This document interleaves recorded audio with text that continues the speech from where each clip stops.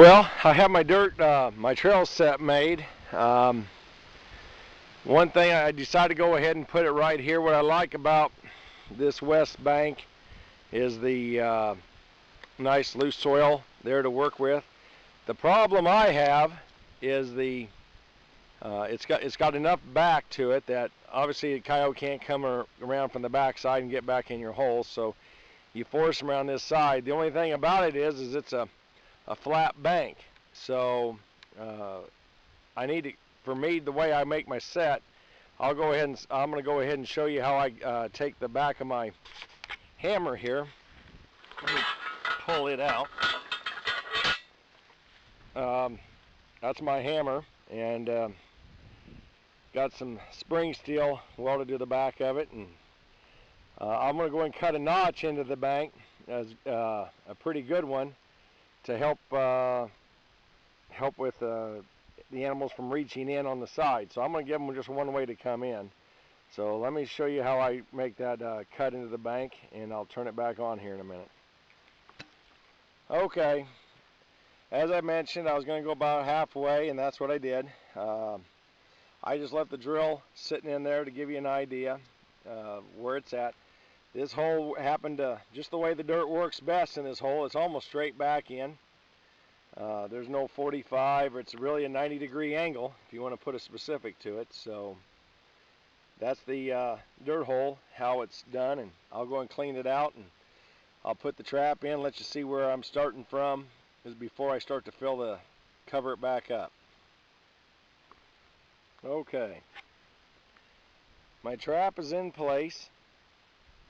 I'm a good 2 inches down anyway from this side of the hole right there, and 1.5 inches on the other side.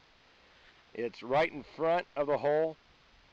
Now there's a lot of talk and research done of how a coyote enters into a hole, whether it's 7 inches straight back and 3 inches to the side, or 8 inches back and 4 inches to the side, or whatever. There's no doubt research has probably proven that. I take it off to them. Now that being said, if you offer the coyote only one way to go into your set, to get at your bait, he's going to go the way you're going to guide him. Now, I'm not doing anything extra for guides here. Not a thing. What I'm doing is I've created a situation that's going to force him to come around the front, and my hand is 8.5 inches. I'm about 12 inches back from the hole. If that coyote wants to come into that bait, he's going to have to come in, and he's going to step in to my trap spot, into my zone, to reach into that hole to get the bait. So that is, and it's going to be a step down. So he's going to apply his full weight when he goes into it. All the ground around it is going to be nice and firm, and when I get done with it, I'll show you what I'm doing next. But hopefully it's self-explanatory, and I don't want to, like I said, I don't want to get into a debate regarding whether it's right to go to the left or right or distance or anything like that. I'm saying that if you give the coyote only one way to go, he's going to go in that way. You make it a step down set, you're not going to have and put, 3/4, half inch to 3/4 inch of soil over the top of it. You make into a step down set, he's going to apply his full weight when he goes down into that set. That's the key behind it. So I've cut into the bank, made a hole halfway up the erosion slip here. I have my trap, a couple inches down below pan level. Probably would like to have a little bit lower, but that's the way this dirt's wanting to work. It's pretty hard down there. Took me a while to pound my stake in. So, all right, so let me go ahead and I'll cover it up, and I'll show you what I have when I'm done. Well, there it is. That's the finished set. I put some Snyder's Chunky down the hole. I have my trap good 12 inches back. It's a step down set. What I did is I also put some High Sierra up on the grass up above to catch the airwaves up there, just so to help bring him in a little closer.